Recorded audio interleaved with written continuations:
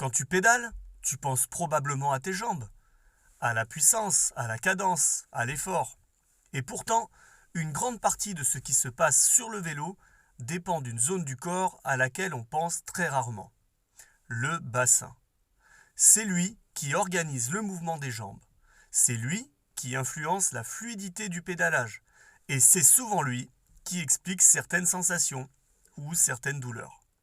Aujourd'hui, dans Cyclolab, nous allons découvrir pourquoi le bassin agit comme le véritable chef d'orchestre du pédalage. Cyclolab. Cyclolab. Cyclolab. Cyclolab. Dire le cyclisme autrement. Cyclolab est un espace dédié à la compréhension du corps du cycliste. Ici, on explore le geste, les sensations, la fatigue, le plaisir de rouler et la performance lorsqu'elle s'inscrit dans un équilibre durable. Cyclolab est né d'un travail de recherche, d'analyse et d'expérimentation mené par des kinésithérapeutes spécialisés dans le cyclisme en lien avec les connaissances scientifiques du mouvement et l'expérience du terrain. L'idée est simple, mieux comprendre son corps pour rouler plus confortablement, progresser avec cohérence et continuer longtemps avec plaisir. Prenons maintenant le temps de lire ensemble le cyclisme autrement. Aujourd'hui, dans Cyclolab, nous allons comprendre comment le bassin organise le mouvement du cycliste et pourquoi sa mobilité influence directement la manière dont les jambes produisent l'effort. Le bassin, centre du mouvement. Quand on parle de pédalage, on pense souvent aux muscles des jambes, quadriceps, mollets, puissance musculaire. Mais le mouvement commence en réalité un peu plus haut, au niveau du bassin. Le bassin constitue le point de transmission entre le tronc et les membres inférieurs. C'est lui qui permet au mouvement des jambes de s'organiser dans l'espace. Lorsque le bassin accompagne le mouvement, les jambes peuvent produire leur effort avec plus de fluidité. Lorsque le bassin se fige, le pédalage devient plus contraint. Le bassin agit donc comme interface biomécanique entre le tronc et les membres inférieurs dans le mouvement cycliste. Un bassin qui n'est pas immobile. Sur le vélo, le bassin n'est jamais complètement fixe. Il effectue de petits ajustements, bascule vers l'avant et vers l'arrière, micro-rotation, ajustements latéraux. Ces mouvements permettent d'adapter la position du fémur dans l'articulation de la hanche pendant le pédalage. Sans ces ajustements, le mouvement des jambes devient moins naturel. Mobilité, mais aussi stabilité. Si le bassin doit rester mobile pour accompagner le pédalage, il doit aussi rester stable. Car c'est à travers lui que la force produite par les jambes se transmet au reste du corps et au vélo. Un bassin trop instable peut entraîner des oscillations latérales, une perte d'alignement, des compensations musculaires. A l'inverse, un bassin suffisamment stable permet au mouvement des jambes de rester coordonné et efficace. La stabilité pelvienne et le contrôle du tronc influencent la transmission des forces et l'efficacité du mouvement chez le cycliste. Mobilité et stabilité ne s'opposent donc pas. Elles travaillent ensemble pour organiser un pédalage fluide et économique. Le rôle de la proprioception. Cette stabilité dépend en grande partie du contrôle neuromusculaire et de la proprioception.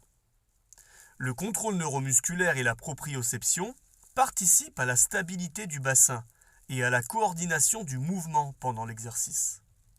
La proprioception correspond à la capacité du corps à percevoir la position et le mouvement de ses articulations. Autrement dit, la capacité à sentir où se trouve son bassin et comment il bouge.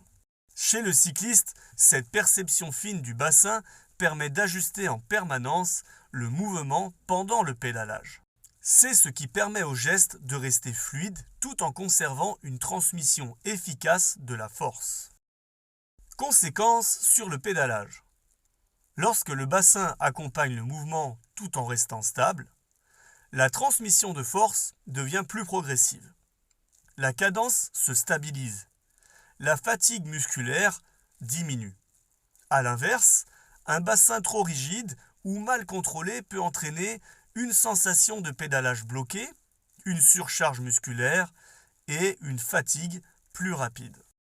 Comprendre le rôle du bassin change souvent la manière dont on ressent le pédalage. Mais comment savoir si notre bassin accompagne réellement le mouvement? Entrons maintenant dans le cabinet Cyclolab et voyons ce que l'on peut mettre en pratique. Cyclolab vous propose un petit exercice de prise de conscience du bassin. Dans un premier temps, observe ton bassin pendant le pédalage. Pendant une sortie facile, porte ton attention sur ton bassin. Essaie simplement de sentir s'il accompagne le mouvement des jambes. Le mouvement est-il fluide ou as-tu l'impression d'être assis de manière très rigide? Dans un deuxième temps, relâchez le bassin. Pendant quelques minutes, relâche légèrement la pression sur la selle. Laisse le bassin suivre naturellement le mouvement du pédalage. Souvent, la cadence devient alors plus régulière. Dans un troisième temps, ressens la stabilité. Essaie maintenant de sentir ton bassin comme un point stable autour duquel les jambes tournent. Le mouvement reste fluide, mais le centre du corps reste calme. Cette sensation d'équilibre entre mobilité et stabilité constitue souvent un repère important pour un pédalage confortable. Puis, dans un dernier temps, observe les sensations. Lorsque le bassin accompagne le mouvement, la respiration devient plus libre. Les jambes tournent plus facilement, l'effort paraît plus continu. En conclusion, on pourra dire que le bassin n'est pas simplement un point d'appui sur la selle. Il constitue l'un des centres d'organisation du mouvement cycliste.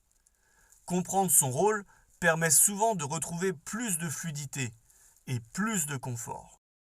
Dans le prochain épisode, nous irons encore un peu plus loin dans le mouvement. Nous parlerons du pédalage lui-même et de ce qui distingue réellement pousser sur les pédales de pédaler. Merci d'avoir pris ce temps avec Cyclolab. À bientôt pour lire le cyclisme autrement.